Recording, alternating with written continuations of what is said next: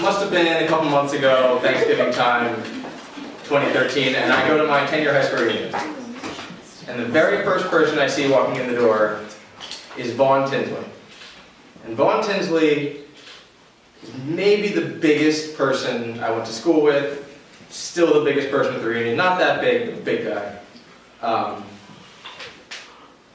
And the only reason I remember his name, and I think we had maybe only one conversation in my entire life, and it was in first or second grade.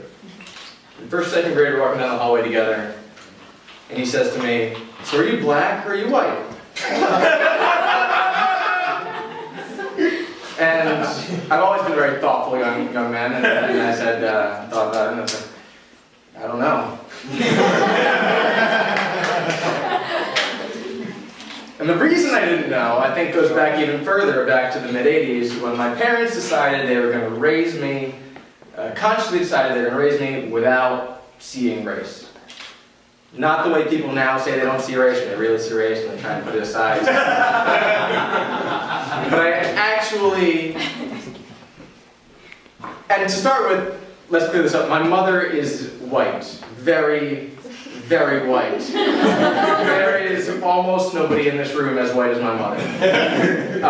If you were to extrapolate that, my mother on one scale around a 1, me around a 5, my father is black. Really pretty black. If I'm a 5 and she's a 1, he'd be a 9. Born and raised in Central America, but you wouldn't say he looks Hispanic, he looks black. So they decided to raise me without race, which was probably fairly easy for me to not see color growing up, because I lived in what was probably the Pittsburgh of Philadelphia. The first black person to move into my neighborhood was in 10th grade. It was a very white neighborhood. My elementary school, however, and throughout the school district up to high school and what have you, did mix with Linwood Gardens, which was a very black neighborhood, right in the center of things.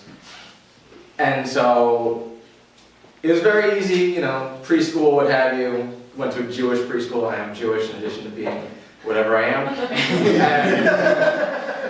And not many black people there. Everyone I interact with is white. Get all the way to kindergarten. Kindergarten's going fine. All the way up to Martin Luther King Day. And as you do with things that you learn when you're in kindergarten, they taught you about Martin Luther King, and then you draw a picture of Martin Luther King, and then you go home. So I go home, and my parents, very nuclear family, sit me down at the dinner table and they say, "What'd you learn in school today?" I say, "I learned about Martin Luther King." And they sort of pause, and I'm like, "And I drew this picture too," because you draw pictures. And they sort of pause and look at the picture, and then they think. And they look at me and say, "Well, what did you learn about? Who is Martin Luther King?" And I said, "He is a black person that helped black people."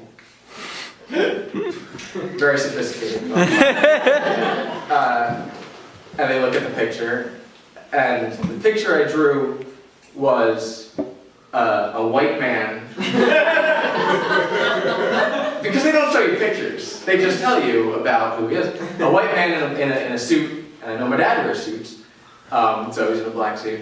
And they say, "Jarrett, what is a black person?" And I say, "It's a person who wears black clothing."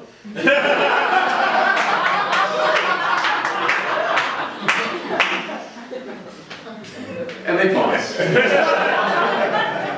And then they say, "No, a black person is someone who's very dark skinned." I say, "Oh, all right." And they say, "Do you know any black people?" And I look at my parents. I say, "No."